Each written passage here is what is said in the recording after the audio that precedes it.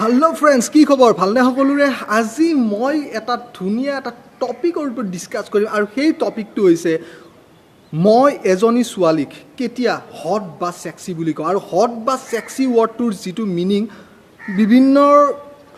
মানসিকতাৰ বিভিন্ন মিনিং হ'ব কিন্তু মই কেতিয়া ভাবো এজনী ছোৱালীক যে ছোৱালীজনী সেক্সি লাগিছে বা ছোৱালীজনীক হট লাগিছে আজি মোৰ দৃষ্টিভংগী আগবঢ়াম এই সেক্সি আৰু হট শব্দটোৰ ওপৰত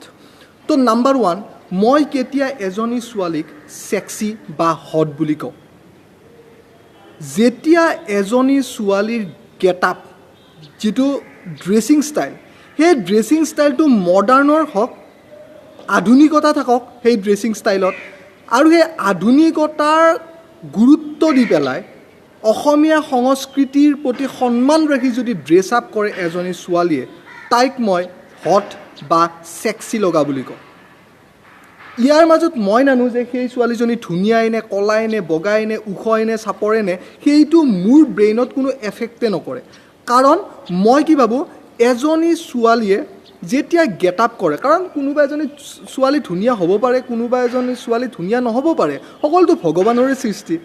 সকলোতো সেই শক্তিটোৰ সৃষ্টি যিটো শক্তি এই গোটেই পৃথিৱীখন পৰিচালিত কৰি আছে গতিকে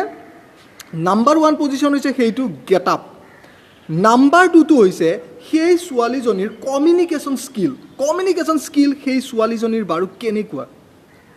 সেই ছোৱালীজনীয়ে যিকোনো এটা ভাষা নকক কিয় ইংলিশে হওক হিন্দীয়ে হওক যিকোনো ভাষা আপুনি কেনেকৈ কৈছে আৰু সেই কথাখিনি আপোনাৰ এট্ৰাক্টিভ হৈছে নে হোৱা নাই সেইটো এটা ডাঙৰ কথা সবে কয় কিন্তু কথা সবে কোৱাৰ পিছতো সেই কথাখিনি কিমান এট্ৰাক্টিভনেছ আছে মানুহক আকৰ্ষণ কৰিব পাৰিবনে নোৱাৰে যদি এজনী ছোৱালীৰ যদি সেই গুণটো আছে ধুনীয়া যদি এটা কমিউনিকেশ্যন স্কিল আছে তেতিয়াহ'লে মই সেই ছোৱালীজনীক হট বা সেক্সি বুলি কওঁ নাম্বাৰ 3 পজিশন যেতিয়া এজনী ছোৱালীয়ে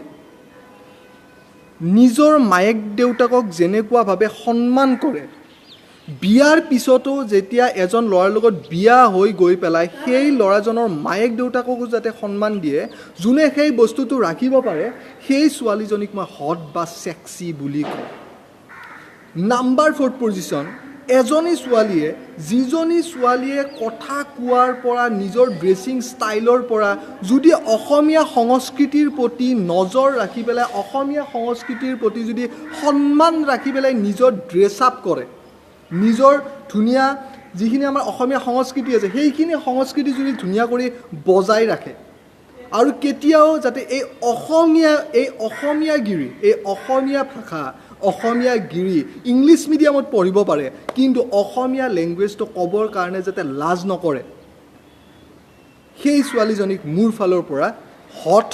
এণ্ড সেক্সি বুলি কওঁ আৰু শেষত আৰু এটা পইণ্ট কম সেইজনী ছোৱালীক মই সেক্সি বুলি কওঁ বা সেইজনী ছোৱালীক মই হট বুলি কওঁ যিজনী ছোৱালীয়ে যিখিনি পঢ়িছে যিখিনি শুনিছে কলেজত স্কুলত ইউনিভাৰ্চিটিত সেই পঢ়াখিনিৰ যাতে শালীনতাটো ৰাখে শিষ্টাচাৰখিনি যাতে ৰাখে আৰু তেখেতৰ জৰিয়তে যাতে আমাৰ সমাজখনত এটা ধুনীয়া বাতাবৰণৰ সৃষ্টি হয় অকল শিক্ষিত হ'লে নহ'ব আমি আজি শিক্ষিত কিছুমান ছোৱালী দেখি আছোঁ আমাৰ ছ'চিয়েল মিডিয়াতে কিছুমান আমি শিক্ষিত ছোৱালী দেখি আছোঁ কেনেকুৱা ধৰণৰ অশ্লীল লেংগুৱেজ দি পেলাই কিছুমানে ছ'চিয়েল নেটৱৰ্কিং ছাইডত নিজৰ আভিজাত্য বজাই ৰাখিছে কিন্তু এজনী ছোৱালীয়ে ইণ্টাৰনেট ইউজ কৰক এজনী ছোৱালীয়ে ছ'চিয়েল মিডিয়া ইউজ কৰক কিন্তু সেই ছ'চিয়েল মিডিয়া ইউজ কৰাৰ ফলত যাতে 10জনে 10টা মেছেজ পাব পাৰে সেইজনী ছোৱালীক আৰু সেই মেছেজটো যাতে পজিটিভ মেছেজ হয় সেই মেছেজটো যাতে কেতিয়াও নিগেটিভ মেছেজ নহয় সেই মিডিয়াটো ইউজ কৰাৰ ফলত ছ'চিয়েল মিডিয়াটো ইউজ কৰাৰ ফলত 10জনৰ কিবা এটা লাভ হওক অকল টকা পইচা দিয়াটোৱে লাভ হোৱাটো নিবিচাৰে মানে নকয় যদি মোৰ ফালৰ পৰা মোৰ এই চেনেলটোৰ জৰিয়তে কাৰোবাক যদি অলপ বেছি পৰিমাণে সামান্য পৰিমাণে মোৰতো সাংঘাতিক নলেজ নাই কিন্তু যিখিনি নলেজ মোৰ সামান্য পৰিমাণে আছে সেইখিনি নলেজৰ ফালৰ পৰা যদি কাৰোবাৰ অলপ হ'লেও যদি হেল্প হয় আই এম ছাকচেছ তো সেইটোৱে কথা ক'লোঁ মই মোৰ দৃষ্টিভংগীত এজনী ছোৱালীক কেতিয়া হট বা ছেক্সি বুলি কওঁ মোৰ দৃষ্টিভংগীত মই জনালোঁ কাৰণ বহুতে ভাবে হট এণ্ড ছেক্সি বোলা শব্দটো খুব বেয়া ৱৰ্ড বুলি ভাবে নহয় ছেক্সি বুলিতো আমি ল'ৰাও ক'ব পাৰোঁ যে কোনোবা এজন ল'ৰা যে এই ল'ৰাজন খুব ছেক্সি লাগিছে যেতিয়া ড্ৰেছ আপটো ধুনীয়া হয় যেতিয়া ড্ৰেছ আপটো এট্ৰেক্টিভ হয়